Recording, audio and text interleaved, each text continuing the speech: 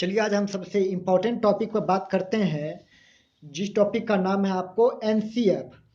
ये टॉपिक आपको प्रत्येक जितने भी टेट का एग्जाम होता है, या तो सीटेट का हो या बीटेट का हो या यूपी टेट का हो या रीट का हो या एमपी टेट का हो, किसी भी टीचर के एग्जाम में आपको इससे क्वेश्चन आपको आता ही आता है। इस चीज़ का आप हमेशा ध्यान रखेंगे। ये बहुत ही इम्पोर्टेंट टॉपिक है जिसके बिना आप पेडागोजी नहीं बना सकते हैं। चलिए पढ़ते हैं। एनसीएफ का फुल फॉर्म होता है नेशनल कैरिकुलम फ्रेमवर्क। हिंदी में उसको कहते हैं राष्ट्रीय पाठ्यचर्या की रूपरेखा 2005। ये एनसीएफ 2005 है क्या? तो जरा चलिए इसके बारे में हम जान लेते हैं। राष्ट्रीय पाठ्यचर्या की रूपरेखा 2005 एक ऐसा दस्तावेज है जिसमें ऐसे विषयों पर चर्चा की गई है कि बालकों को क्या और किस प्रकार से पढ़ाना चाहिए। अब देख लीजिए, एनसीएफ में आपको वो चीज़ पढ़ने को मिलेगा जिस चीज़ से आप बच्चे को कैसे ट्रीट करते हैं। आप स्कूल में आपको मान लीजिए जॉब हो जाता है तो बच्चे को आप कैसे ट्रीट कीजिएगा, कैसे पढ़ाना है, क्या करना है, एक टीचर का क्या काम होता है, एक बच्चे का क्या काम होता है, सारे चीज़ के बारे में आपको इसमें दिया रहता है ताकि आपको जानकारी मिल सके। दूसरी सबसे बड़ी बात, यहाँ पर आप देख रहे हैं कि राष्ट्रचर्या पाठ्यचर्या की बात हो रही है, तो पाठ्यचर्या का क्या मतलब होता है, क्या अर्थ होता है पाठ्यचर्या का? तो चलिए हम बताते हैं। पाठ्यचर्या अंग्रेजी भाषा की करिकुलम शब्द से बना है। किस शब्द से बना है ध्यान में रखिएगा। जो भी चीज़ें हम बता रहे हैं वो सारा का सारा इंपॉर्टेंट है। पाठ्यचर्या अंग्रेजी भाषा के किस शब्द से बना है? तो करिकुलम शब्द से बना है, तथा करिकुलम शब्द लैटिन भाषा कुर्रर शब्द से बना है। लैटिन भाषा के कुर्रर शब्द से बना है, जिसका अर्थ क्या होता है? जिसका अर्थ होता है दौड़ का मैदान। अर्थात हम कह सकते हैं पाठ्यचर्या एक ऐसा दौड़ का मैदान है जिस पर दौड़कर विद्यार्थी अपने द्वारा निर्धारित किए गए लक्ष्य को प्राप्त कर सकते हैं। तो पाठ्यचर्या आपको समझने में दिक्कत नहीं है। पाठ्यचर्या को हम कह सकते हैं, क्या कह सकते हैं? तो दौड़ का मैदान कह सकते हैं। लैटिन भाषा में कौन सी भाषा से लिया गया? तो कुर्रर शब्द से उठाया गया है। किसको? पाठ्यचर्या को। और ये अंग्रेजी भाषा में इसका करिकुलम शब्द से बना है। ये क्या? पाठ्यचर्या। तो समझने में कोई दिक्कत नहीं है पाठ्यचर्या। चलिए आगे बढ़ते हैं।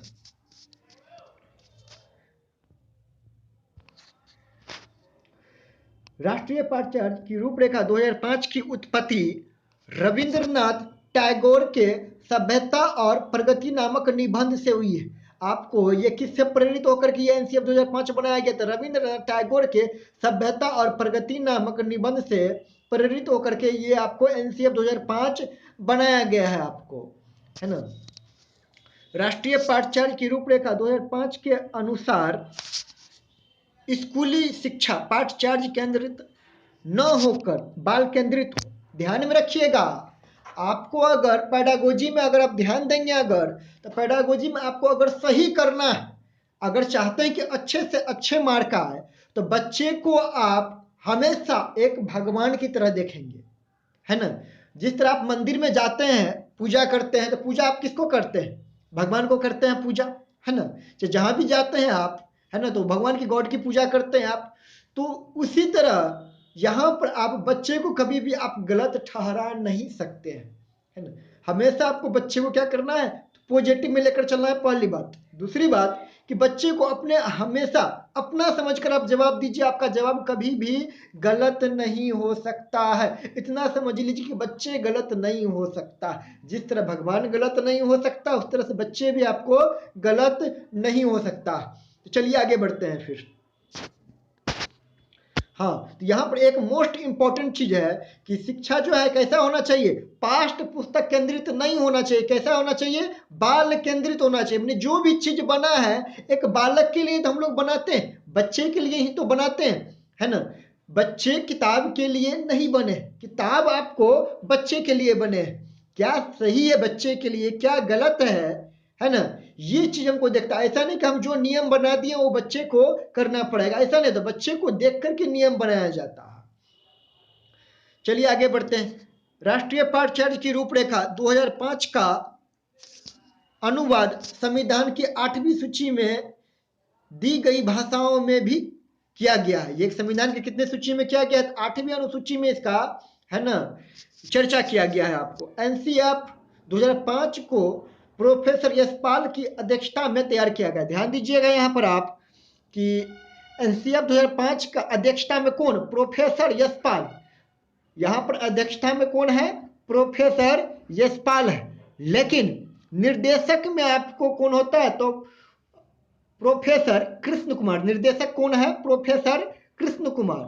और अध्यक्ष कौन है? तो प्रोफेसर यशपाल है। ये दोनों में आप कंफ्यूज नहीं होंगे, ध्यान में रखेंगे हमेशा इस चीजों को।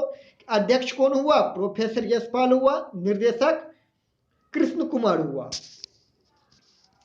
तो चलिए आगे बढ़ते हैं। आगे है राष्ट्रीय पाठ्यचर्या रूपरेखा 2005 के मार्गदर्शी सिद्धांत। अब सिद्धांत क्या सब दिया गया है वो देख लीजिए। ज्ञान को स्कूल के बाहरी जीवन से जोड़ा जाए। पहला में ये बोलता है आपको एनसीएफ 2005 की, ज्ञान को किस चीज से जोड़ना चाहिए? बाहरी जीवन से जोड़ना चाहिए। जैसे मान लीजिए आप किसी बच्चे को अगर पढ़ा रहे हैं, है ना, छोटा बच्चा, अगर उसको हम पढ़ाएंगे, जैसे ए फॉर एप्पल हम पढ़ाएं, तो ए फॉर एप्पल अगर हम पढ़ा रहे हैं तो बच्चे के दिमाग में एक एप्पल का फोटो बनता है कि एप्पल कैसा होता है, तो लाल लाल होता है। तो वो देख चुका है, इसलिए अगर वो पढ़ेगा उस चीज को तो अच्छे से उसको क्या होगा, समझ में आएगा। चाहे कोई भी हम चीज बताते हैं, 2+2 कितने होते हैं, ये मुझे बताना है कि 2+2 कितने होते हैं। आपको जैसे 2+2 कितने होते हैं, तो 4। हम जानते हैं कि यहाँ 4 होता है, लेकिन एक बच्चे को अगर बताना है कि 2+2 कितने होते हैं तो वो डायरेक्ट नहीं बता सकता है। तो कैसे करेंगे हम लोग? जैसे बोलेंगे आपके पास है ना, जैसे कि 2 रुपये दे दिए, फिर 2 रुपये दिए, तो टोटल आप पूछेंगे कितने रुपये हुए, तो खुद बताएंगे कि टोटल कितने हो गए, 4 हो गए। या फिर उसे कुछ काउंट करने के लिए दे दीजिए, जैसे जो पसंद है टॉफी दे दीजिए उसे आप। तो चीजें को क्या करना है, हमको रिलेट करके बताना है, बाहरी चीज से रिलेट करके बताना है। तो जो भी चीज आप पढ़ा रहे हो उसको आप रिलेट कर दो ताकि बच्चे को आसानी से समझ में आ जाए। तो पहला हो गया, आपको ज्ञान को क्या करना चाहिए, स्कूल के बाहरी जीवन से जोड़ा जाना चाहिए। दूसरा है पढ़ाई को रटन प्रणाली से मुक्त किया जाए। जो भी आजकल जो पहले की पढ़ाई होती थी और जो आज का होता है, इसमें यही डिफरेंट। हर एक बच्चे को समझाया जाता है कि पढ़ना कैसे चाहिए। तो पढ़ने को क्या किया जाए, रटने पर। जैसे आपको इस बार जो सीटेट का एग्जाम हुआ है तो आपको खुल करके इसमें बोला गया है आपको कि आपको रटने, ये जो हम लोग रट करके जवाब दे देते थे उस विधि पर आपको टेस्ट बिल्कुल भी नहीं होने वाला है ना। जो अच्छे से पढ़ करके जाएगा, है ना, अच्छे से अध्ययन करके जाएगा, चीजों को समझ करके जाएगा, वही सारे क्वेश्चन अटेंड कर सकते हैं, अन्यथा फिर नहीं होने वाला। दूसरी बात है कि आप बच्चे के ऊपर जोर नहीं डाल सकते, है ना। बच्चे के ऊपर आप जोर कभी भी नहीं डाल सकते कि आप इसे याद कर लो, आप इसे रट लो। बच्चे को आप पिटाई नहीं कर सकते, बच्चे को आप पनिश नहीं कर सकते हैं, बच्चे को आप है ना कोई अपशब्द नहीं कह सकते हैं, है ना। तो ये सब है ना एनसीएफ के विरुद्ध हो जाता है। नहीं तो आगे बढ़ते हैं। स्कूल को विभिन्न प्रकार की गतिविधियों से जोड़ा जाए, है ना। जितने भी बच्चे, जैसे खेल कूद है ना, एनसीएफ में ये हमेशा नहीं बताया जैसे कि बच्चे आया, आपको मान लीजिए प्रारंभिक अवस्था में अगर बच्चा है आया है पढ़ने के लिए शुरुआती में, तो आप बच्चे वो ये नहीं करेगा। सबसे पहले आप ये नहीं करेंगे चलो लो बाबू कॉपी पेन लो, लिखना स्टार्ट करो, पढ़ना स्टार्ट करो। आप उसको है ना खेलने दीजिए, कुछ दिन तक वो खेलेगा, घूमेगा, समझेगा, उसके बाद वो खुद पर खुद है ना वो पढ़ना स्टार्ट कर देगा। आप डायरेक्ट जो चाहिएगा क्या हम बच्चे को पढ़ा ले, ये पॉसिबल नहीं है। तो बच्चे को विभिन्न प्रकार के क्या होना चाहिए, गतिविधियों से जोड़ देना चाहिए बच्चे को। आगे है राष्ट्रीय मूल्यों के प्रति आस्थावान विद्यार्थी तैयार किए जाए। अब मान लीजिए बच्चे को हम है ना शिक्षा के बारे में नहीं बता, अनुशासन के बारे में नहीं बता, तो वो बच्चा कौन हो जाएगा, चोर डकैत बन जाएगा, फिर है ना उदंड बन जाएगा, माँ पिता को पीटेगा। तो ये चीज बताना बहुत ही आवश्यक है। हम लोग 15 अगस्त करते हैं, हम लोग 26 जनवरी करते हैं, 2 अक्टूबर मनाते हैं स्कूल में, क्यों? ताकि बच्चे को मूल्य, राष्ट्र के मूल्यों के बारे में हम बता सके, है ना। हमारे जो नेता थे जो शहीदे के लिए कुर्बानी दिए उनको है ना याद दिला सके, है ना। इसीलिए बच्चे को क्या होना चाहिए, राष्ट्र के मूल्यों के प्रति आस्थावान विद्यार्थी तैयार किया जाना चाहिए ताकि वो गलत काम आगे चल करके ना करे। चलिए, कोई दिक्कत? आगे बढ़ते हैं।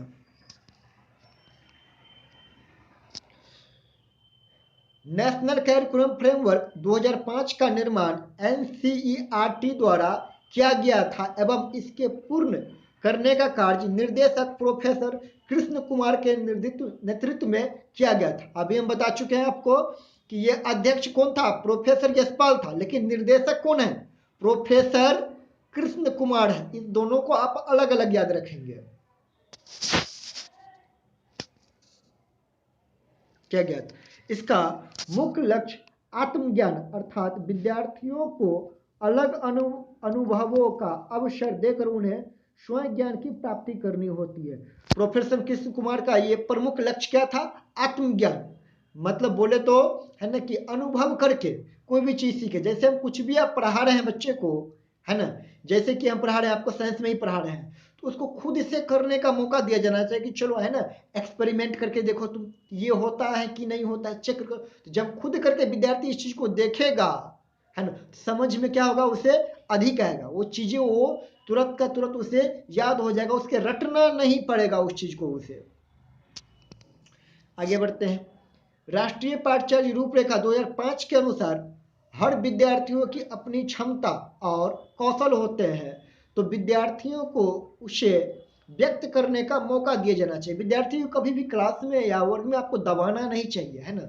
आप उसे डीमोटिवेट नहीं कर सकते कि तुम ये नहीं कर सकते, तुम वो नहीं कर सकते हो, है ना। हर एक बच्चा हर एक काम के लिए बना होता है। जरूरी नहीं है कि हर एक बच्चा एक ही जैसा हो आपको, है ना।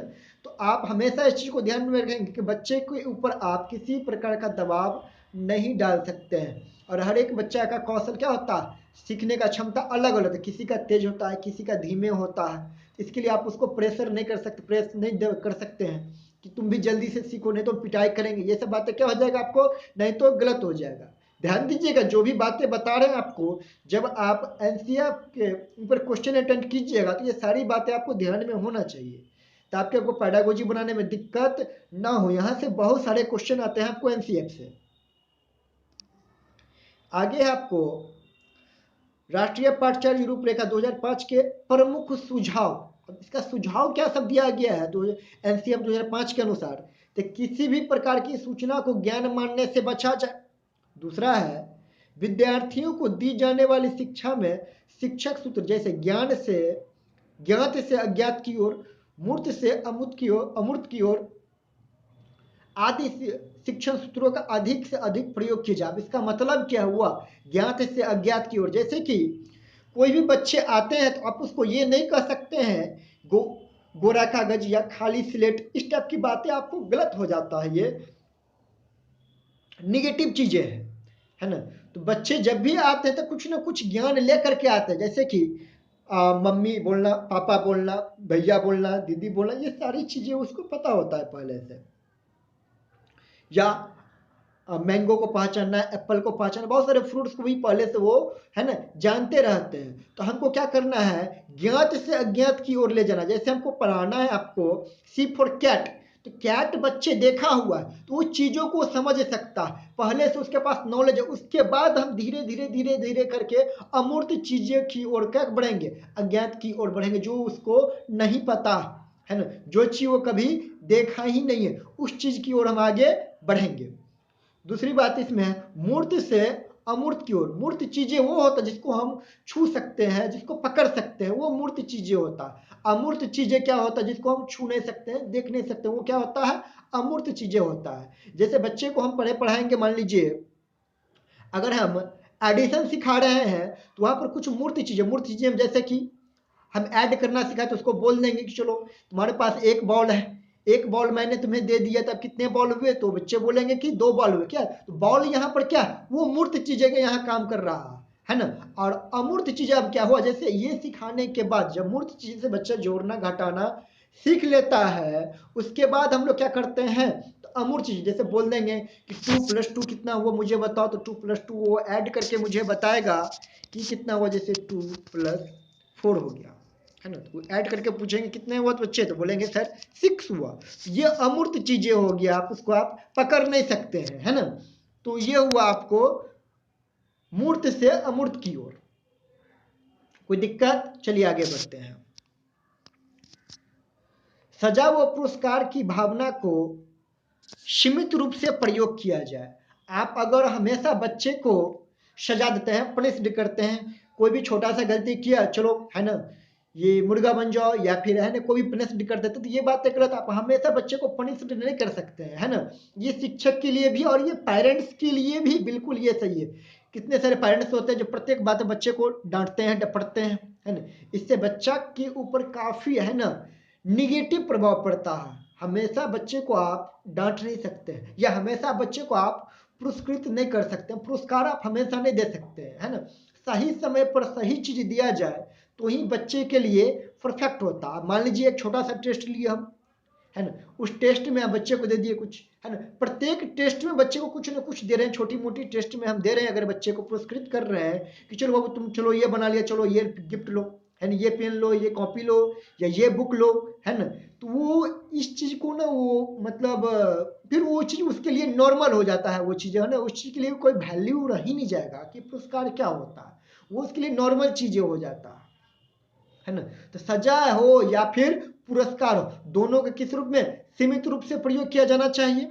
आगे बढ़ते हैं। शैक्षिक गतिविधियों में बच्चे के अभिभावकों को भी जोड़ा जाना चाहिए। ये शैक्षिक गतिविधियां जो भी होता है बच्चे को अगर सिखा रहे तो उसमें क्या होता है, बच्चे जैसे पेरेंट्स मीटिंग होता है वगैरह वगैरह होता है, उसमें क्या होना चाहिए, अभिभावक को भी बुलाना चाहिए, बताना चाहिए कि कैसे बच्चे को गाइडेंस किया जाए, कैसे बच्चे को है ना हैंडल किया जाना चाहिए, है ना। तो इसमें क्या होना चाहिए, अभिभावकों को भी आपको जोड़ना चाहिए। आगे है एनसीएफ 2005 बिना बोझ के शिक्षा पर जोर देता है। आप बच्चे के ऊपर प्रेशर नहीं बना सकते हैं, है ना, कि आपको है ना बहुत सारे होमवर्क दे दिए, 5 पन्ना 10 पन्ना 10 पेज दे दिए हम उसको होमवर्क कंप्लीट करने के लिए, इस व्यू से कि चलो ये होमवर्क बनाने में इन्वॉल्व रहेगा, कभी खेल ही नहीं पाएगा बच्चे। तो ये बिल्कुल गलत। बच्चे के ऊपर आप बोझ नहीं बना सकते हैं आप, है ना। ये एनसीएफ के सीधा सीधा खिलाफ। दूसरा चीज ये है एनसीएफ 2005 के अनुसार बच्चे को मातृभाषा में शिक्षण कार्य किया जाए। जो भी एनसीएफ के अनुसार जो है बच्चे को मातृभाषा में, वहाँ का जो मदर लैंग्वेज है, मदर टंग है, उस भाषा में बच्चे को क्या होना चाहिए, कोई भी चीज सिखाना चाहिए ताकि बच्चे आसानी से सीख सके उस चीजों को। चलिए आगे बढ़ते हैं।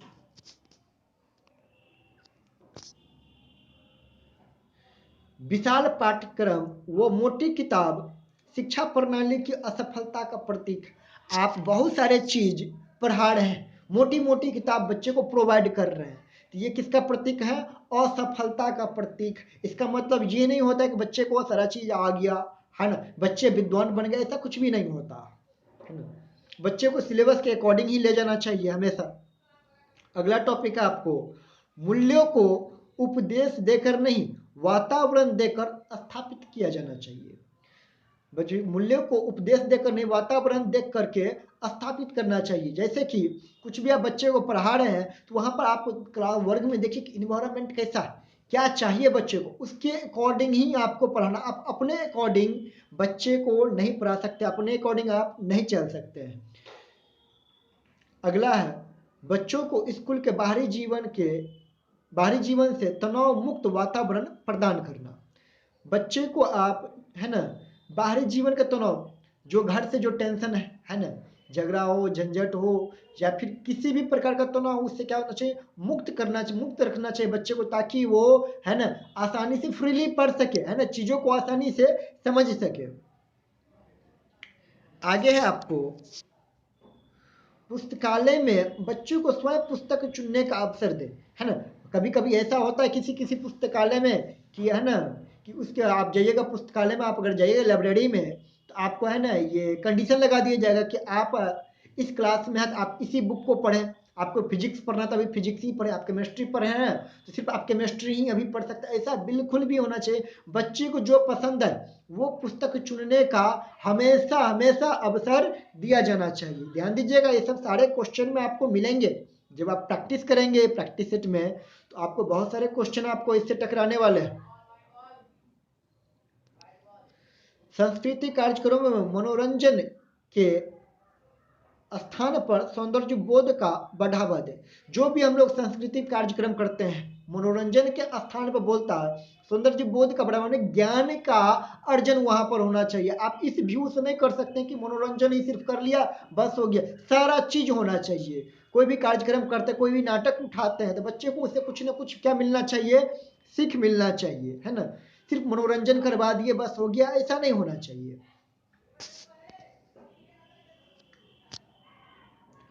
शिक्षकों के अकादमिक संसाधन वो नवाचार आदि समय पर पहुंचा जाए।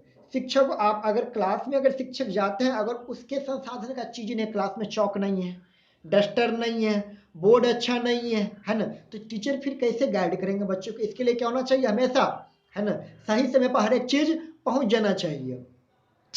आगे है, समुदाय को मानवीय संसाधन के रूप में प्रयुक्त होने का अवसर दे, है ना। समुदाय को मानवीय संसाधन के रूप में, जितने भी चीज है, हर एक चीज में क्या मानवीय संसाधन के रूप में जो भी प्रयुक्त हो रहा है, उसमें हमेशा क्या होना चाहिए, बच्चे को अवसर देना चाहिए हमेशा। आप बैंड नहीं कर सकते कि आप क्लास में ये नहीं कर सकते हो या वो नहीं कर सकते हो। जैसे किसी भी क्लास में ना पाबंदी रहता है कि आप लाइब्रेरी नहीं जा सकते हैं, या फिर आप लैब में नहीं जा सकते हैं, या आप कंप्यूटर रूम में नहीं जा सकते हैं, इस तरह से पाबंदी लगा हो रहा है। ऐसा जबकि नहीं होना चाहिए। जितने भी मानव संसाधन है उसका उपयोग फ्री रूप से किया जाना चाहिए बच्चे के लिए। मानसिक स्तर एवं योग्यता के अनुसार पाठ्यक्रम का निर्धारण, है ना।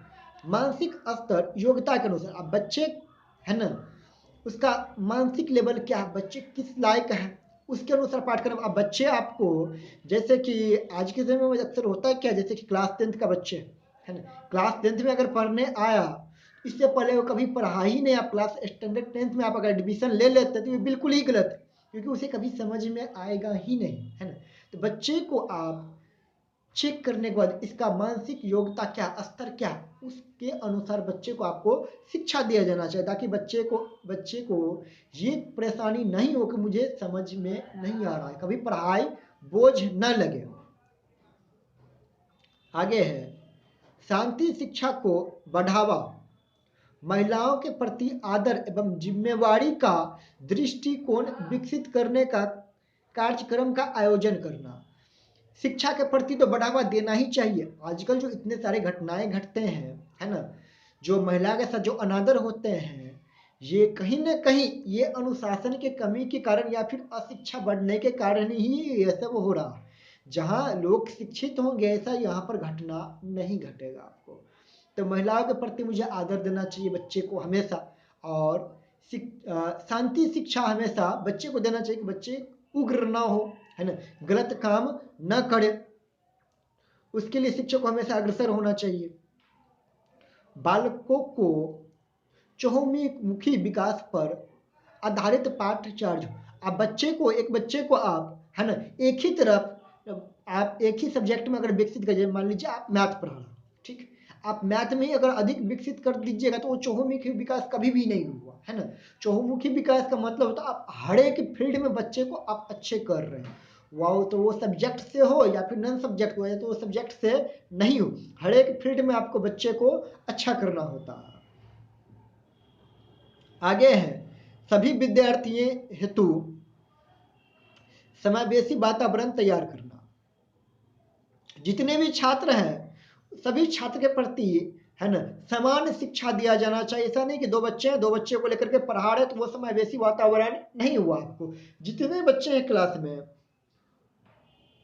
सबको सारी बातें क्या होना चाहिए, समझ में आना चाहिए, सारी बातें सबको, है ना, सब अच्छे से समझ सके चीजों को, वही होता आपको समावेशी वातावरण। एनसीएफ 2005 का प्रमुख सूत्र बिना भार के अधिगम या लर्निंग विदाउट बर्डन, ये क्या है देख लेते हैं। एनसीएफ 2005 में शिक्षक के प्रति दृष्टिकोण, शिक्षक ज्ञान का स्रोत नहीं अपितु ऐसा सुगम करता है। शिक्षक, ध्यान दीजिएगा, यहाँ से क्वेश्चन आपको बनता है ना, तो ये चीज ध्यान में रखिएगा आप। शिक्षक क्या है, सुगम करता है ना। शिक्षक ज्ञान का स्रोत नहीं है, वो सुगम करता है, वो मददगार होता है ना, चीजों को समझाने में है ना, बच्चे को, जो सूचनाओं का अर्थ बोध में बदलने की प्रक्रिया में विविध उपयोगों द्वारा बच्चे हेतु सहायक, बच्चे को अनेक चीजों को तोड़ करके बोध करके समझा सके। जैसे हम आपको समझा रहे तो वहां पर हम क्या हुए, वहां पर हम सुगम करता हुए आप लोग के लिए, है ना, चीजों को तोड़ करके समझाना, चीजों को अच्छे से डिफाइन करके बताना, ये किसका काम होता है, सुगम करता। सुगम करता कौन हुआ, एक शिक्षक हुआ।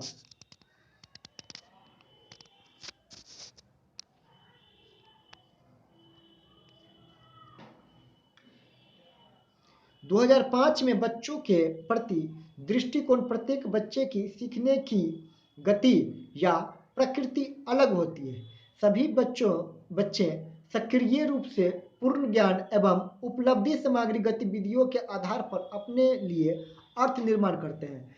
हर एक बच्चे का सीखने का क्या होता है, गति अलग अलग होता है। हर एक बच्चे एक जैसा कभी भी नहीं बन सकता है ना, सबका किसी का तेज होता है, किसी का कम होता है ना। और पूर्ण ज्ञान एवं उपलब्धि सामग्री गतिविधियों के आधार पर अपने अर्थ का निर्माण करते हैं। जो बच्चे का पढ़ने का ज्ञान है उसी आधार पर क्या करता है, बच्चा का गति आगे की ओर बढ़ता है, पढ़ाई में अग्रसर होता है, आगे होता है। अगर बच्चा पहले से बहुत कुछ जानता है तो वो तेजी से आगे बढ़ेगा। बच्चा अगर पहले से कुछ नहीं जानता है तो उसका सीखने का क्षमता क्या होगा, धीमी होगा।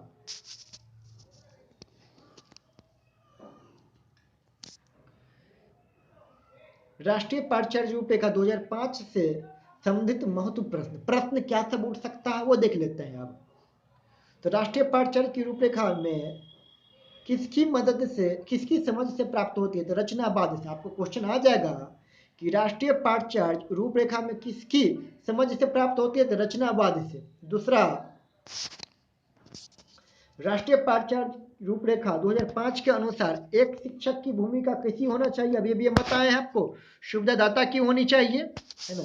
एनसीएफ का फुल फॉर्म हम बता चुके हैं, नेशनल कैरिकुलम फ्रेमवर्क। चलिए, एनसीएफ के अनुसार अंग्रेजी सीखने का उद्देश्य कैसा होना चाहिए, तो बहुभाषावाद होना चाहिए। बहुभाषावाद मतलब यदि बच्चे एक से अधिक भाषा जानते हैं तो उसी को क्या कहते हैं, बहुभाषावाद होता है ना। अधिक से अधिक जितना बच्चा भाषा सीखेगा उतना ही क्या होता है, अच्छी बातें होता है। दूसरा क्वेश्चन है, आगे क्वेश्चन है आपको कि एनसीएफ बल देता है, यहाँ पर एनसीएफ आपको लिखना छूट गया है हमको, है ना। एनसीएफ होगा यहाँ पर, एनसीएफ बल देता है। एनसीएफ 2005 किस चीज पर बल देता है, तो करके सीखने पर बल देता है। क्या करके सीखने पर बल देता है, तो करके सीखने पर बल देता है। अगर बच्चा खुद से करके सीखेगा तो अधिक से अधिक चीजें सीख पाएगा वो, है ना। तो चलिए हम इतना करके आप, है ना, एनसीएफ को हम समाप्त करते हैं। तो आपको एनसीएफ कंप्लीट हुआ। आप चाहे तो आप क्वेश्चन बना सकते हैं। इस चीज़ों को ध्यान में रखेंगे सारी चीज़ें, तो आपके लिए हर एक चीज़ें क्या हो जाएगा, आपको आसान हो जाएगा। चलिए, थैंक यू, धन्यवाद।